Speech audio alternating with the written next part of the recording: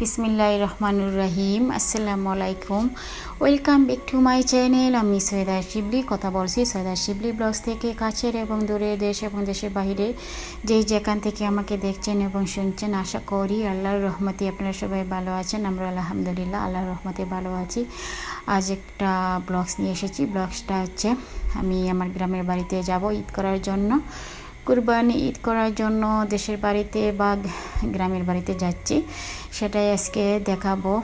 আর হচ্ছে গ্রামের বাড়িতে গিয়ে কি করব সেটা শেয়ার করব। তো আমি কাপড় চোপড় গুছাচ্ছি, গুছিয়ে দেন আর সংসারের কাজকর্ম কোনো কিছুই দেখাবো না। এগুলা দেখালে তো অনেক কিছু লম্বা হয়ে যাবে। ছোটোখাটো একটা ব্লগস নিয়ে এসেছি।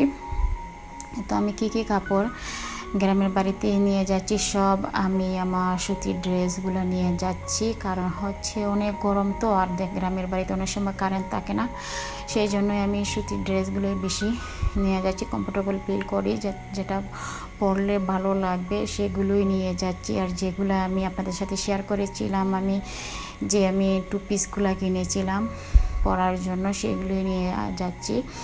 আর বেশিরভাগ হচ্ছে আমি খুবই কটন কাপড়েরগুলোই নিয়ে যাচ্ছি, যাতে পরতে আরামদায়ক, কাপড়গুলো যাতে পরতে আরাম হয় সেগুলোই নিয়ে যাচ্ছি, যেগুলো পরলে আমি স্বাচ্ছন্দ্য বোধ করব। আর হচ্ছে ঈদের যে ড্রেসটা পরবো, এখন যেটা ঢুকাচ্ছি সেটাই ঈদের একটা ড্রেস। ইনশাল্লাহ শেয়ার করব ঈদের দিন কি পরবো। আর গেঞ্জিগুলো কিনেছিলাম রাত্রে পরার জন্য, প্লাজো আর গেঞ্জি, সেগুলো নিয়ে যাচ্ছি, সেগুলোও পরবো। আমি রাত্রের বেলা বেশিরভাগ তো আমি গেঞ্জি আর প্লাজোই পরা হয় বেশি।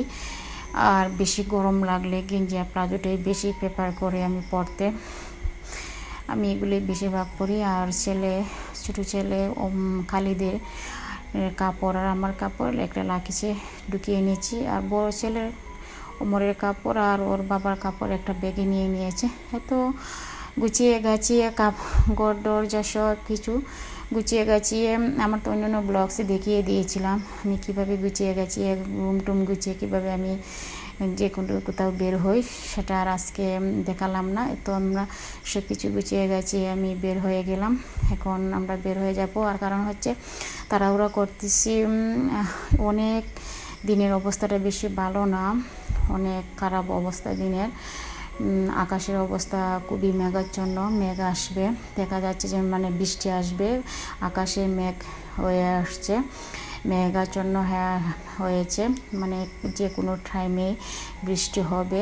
আকাশটা একদম মেঘলা হয়ে আছে, দিনের অবস্থা বেশি ভালো না। আমরা আল্লাহ করতেছি যেভাবে হোক যাতে বৃষ্টি না হয়, বৃষ্টির আগে যাতে আমরা বাড়িতে পৌঁছতে পারি। আর বৃষ্টি অলরেডি হয়েছে, এর আগে সকাল থেকে একদম বৃষ্টি আর বৃষ্টি। আমরা যখন বের হয়েছি তখন 12:30 বেজে গিয়েছে, বের হতে হতে 12:30 বেজে গিয়েছিল। দেখেন রাস্তাঘাট একদম ভিজা অবস্থা, প্রচুর বৃষ্টি হয়েছে। আল্লাহর রহমতে আমাদেরকে আর বৃষ্টি ধরে নাই। এই তো দেখেন আকাশের অবস্থা একদম মেঘাচ্ছন্ন হয়ে আছে, আকাশটা একদম মেঘাচ্ছন্ন। তো আমরা বাড়িতে পৌঁছে গিয়েছি, আল্লাহর রহমতে বৃষ্টি আর হয় নাই। আমরা বৃষ্টির আগেই পৌঁছে গিয়েছি বাড়িতে। যখন এসেছি তখন পরবর্তীতে অনেক বৃষ্টি হয়েছে। তো ঘরে ঢুকে গিয়েছি, ঘরে ঢুকে অনেক কি করলাম, রুম টুম একদম হেলুমেলু হয়ে আছে, কাপড় চোপড় সব দিকে একদম কি ছিল, একদম গুছালো ছিল, তেমন বেশি কি ছিল না। তারপর বাসায় বাড়িতে থাকি বা গ্রামের বাড়িতে তেমন থাকি না। এটা হচ্ছে আমাদের নিজস্ব ঘর, আমার নিজের ঘর। আপনাদের ভাইয়া ঘর করেছে 4 রুম করে, সেটা ঘর আমরা নিজস্ব ঘরে আমরা এসে বা গ্রামের বাড়িতে থাকা হয় আল্লাহর রহমতে। তো বৃষ্টি হয়েছে, বৃষ্টিটা একটু শেয়ার করতেছি। বৃষ্টিটা এটা পরের দিন হচ্ছে আমি আজকে যে বয়সটা দিচ্ছি, এই দিনের বৃষ্টিটা অনেক বৃষ্টি হয়েছে। তো একটা কুকুর আছে, কুকুরটা এত মায়াবী, কোনো কিছু খাওয়া দাওয়া করলে ওকে দিলেই পিছু পিছু হাঁটে, অনেক কথা শুনে কুকুরটা। তো এটা হচ্ছে সকালবেলার নাস্তা, ব্রেকফাস্ট, বুনা খিচুড়ি। বৃষ্টির সময় তো বুনা খিচুড়ি আর হচ্ছে ডিম ভাজি খেতে খুবই পছন্দ, ভালো লাগে, সেটা একটু শেয়ার করলাম।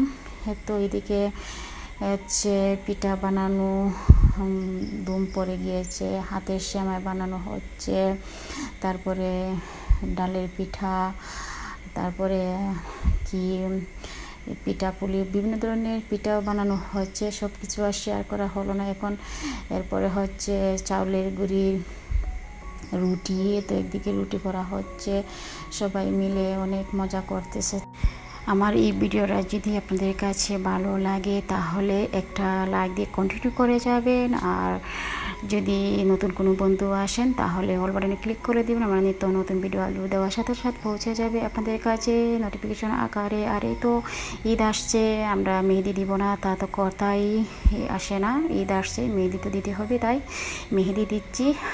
আর লাইক কমেন্ট করবেন প্লিজ। আজ এই পর্যন্তই, সবাই সুস্থ থাকবেন, ভালো থাকবেন, আল্লাহ হাফিজ, আসসালামু আলাইকুম।